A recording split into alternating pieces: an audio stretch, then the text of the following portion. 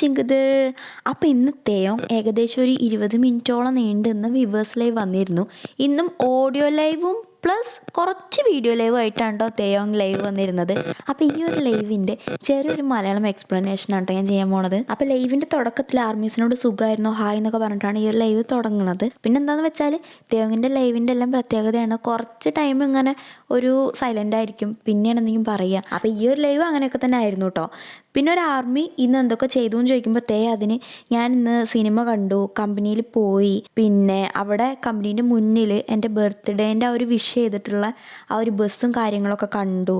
പിന്നെ ഞാൻ വീട്ടിലേക്ക് തിരിച്ചു വന്നു, കുറച്ച് നേരം റെസ്റ്റ് എടുത്തു, ഉറങ്ങി എണീറ്റു, കുളിച്ചു. പിന്നെ ബോറടിച്ചപ്പോൾ ലൈവ് വന്നു എന്ന് പറയുന്നുണ്ട്. ഭക്ഷണത്തിൻ്റെ കാര്യം ചോദിക്കുമ്പോൾ ഭക്ഷണം കഴിച്ചിട്ടില്ല എന്ന് പറയുന്നുണ്ട്. ഒരു മിനിറ്റ് ഞാൻ ടി വി ഓൺ ആക്കട്ടെ എന്ന് പറഞ്ഞിട്ട് ടി വി ഓൺ ആക്കുന്നുണ്ട്. പിന്നെ പാട്ടിടുകയാണ്. പിന്നെ അതേപോലെ തന്നെ ആർമീസ് മുഖം കാണിക്കാൻ പറയുമ്പോൾ മുഖം എനിക്ക് കാണിക്കാൻ മടിയാണെന്ന് പറയുന്നുണ്ട്.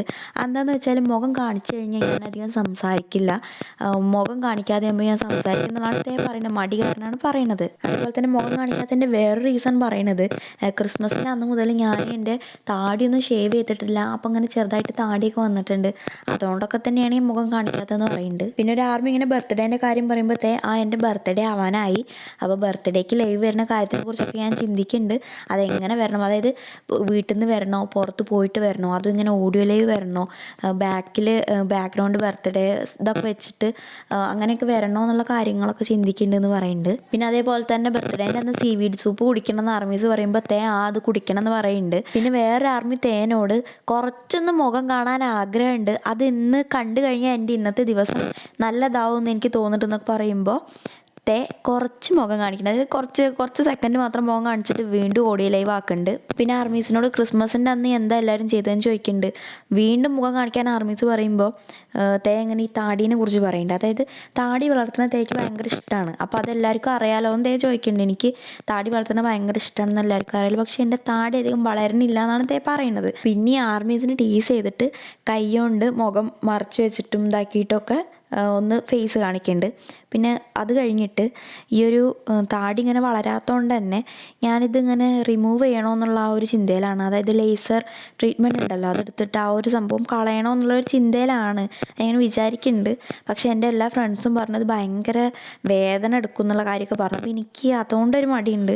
പിന്നെ എന്താണെന്ന് വെച്ചാൽ ഇത് 7 സിറ്റിങ്ങൊക്കെ ഉണ്ട്, അപ്പോൾ 7 തവണ ഞാൻ ഈ ഒരു വേദന അനുഭവിക്കണ്ടേ, അതിൻ്റെ ഒരു മടിയിൽ ഇങ്ങനെ നിൽക്കുകയാണ്, ചെയ്യുമെന്ന് അറിയില്ല എന്നുള്ള കാര്യം പറയുന്നുണ്ട്. പിന്നെയും കുറച്ച് നേരം മുഖം കാണിക്കുന്നുണ്ട്. എന്തായാലും എനിക്ക് വിശക്കുണ്ട്, ഇനി എന്തെങ്കിലുമൊക്കെ കഴിക്കണം എന്ന് പറയുന്നുണ്ട്. പിന്നെ ഫ്രണ്ട്സിൻ്റെ കൂടെ ഒന്ന് പുറത്ത് പോയിരുന്നതായിരുന്നു, പക്ഷെ അവിടെ ചോറ് കൊടുക്കണില്ല എന്ന് പറഞ്ഞുകൊണ്ട് ഞാൻ പുറത്ത് പോയില്ല, ഞാൻ വീട്ടിലിരുന്നു ആർമീസായിട്ട് ഇപ്പോൾ സംസാരിക്കുകയാണെന്ന് പറയുന്നുണ്ട്. പിന്നെ അതേപോലെ തന്നെ BTSൻ്റെ ഒരു പഴയ ഫാൻ കഫേ, അതായത് ഒരു ഫാൻ കമ്മ്യൂണിറ്റി, ഓൺലൈൻ ഫാൻ കമ്മ്യൂണിറ്റിയിൽ പോയിട്ട് ആർമീസായിട്ട് ഇൻട്രാക്ട് ചെയ്തതിനെ കുറിച്ച് പറയുന്നുണ്ട്. അപ്പോൾ അന്നൊക്കെ സ്റ്റുഡൻസ് ആയിരുന്ന ആർമീസ് ഇന്നിപ്പോൾ ജോലിയൊക്കെ ആയി, അപ്പോൾ കാലം അത്രയൊക്കെ പോയതിനെ കുറിച്ച് ഞാൻ അങ്ങനെ ആലോചിച്ച് നോക്കി. അതേപോലെ തന്നെ അന്ന് ആർമീസുമായിട്ട് പണ്ടത്തെ തേയോങ്ങായിട്ട് ഞാനും അന്നത്തെ ആർമീസായിട്ട് അവരും ആയിട്ട് ഇൻട്രാക്ട് ചെയ്തപ്പോൾ അതെനിക്ക് ഭയങ്കര ഒരു ക്യൂട്ടായിട്ടുള്ള സംഭവമായിട്ട് തോന്നി എന്നൊക്കെ പറയുന്നുണ്ട്. പിന്നെ ഒരു ആർമി നമ്മുടെ തേൻ്റെ ഫോണിൽ എപ്പോഴും ലൈവ് വരുമ്പോൾ ചാർജ് ഉണ്ടാവില്ലല്ലോ, ആ ഒരു സംഭവം ആർമീസിൻ്റെ ഇടയിലൊക്കെ ഇപ്പോൾ ഉള്ളൊരു ഇതാണ്. അപ്പോൾ അത് വെച്ചിട്ട് തേൻ്റെ ഫോണിൽ ഇപ്പോഴും ചാർജ് ഇല്ലേ, ചാർജർ വേണമെന്നൊക്കെ ചോദിക്കുന്ന ഒരു കമൻറ്റ് ഇടുന്നുണ്ട്. പക്ഷേ ഇത് കണ്ടിട്ട് അതെങ്ങനെ മനസ്സിലായി എൻ്റെ ഫോണിൽ ചാർജ് ഇല്ല എന്നുള്ള കാര്യം, ഞാൻ ചാർജ് കഴിഞ്ഞാലെന്ന് വെച്ചിട്ട് ഒരു പവർ മോഡിലേക്കൊക്കെ ആക്കിയിട്ടുണ്ട് എന്നുള്ള കാര്യം പറയുന്നുണ്ട്. അതേപോലെ തന്നെ ഇനി ചാർജ് ഇല്ലെങ്കിൽ എൻ്റെ വീട്ടിൽ ഇഷ്ടംപോലെ ചാർജർ ഉണ്ട് എന്നുള്ള കാര്യം പറയുന്നുണ്ട് കേട്ടോ.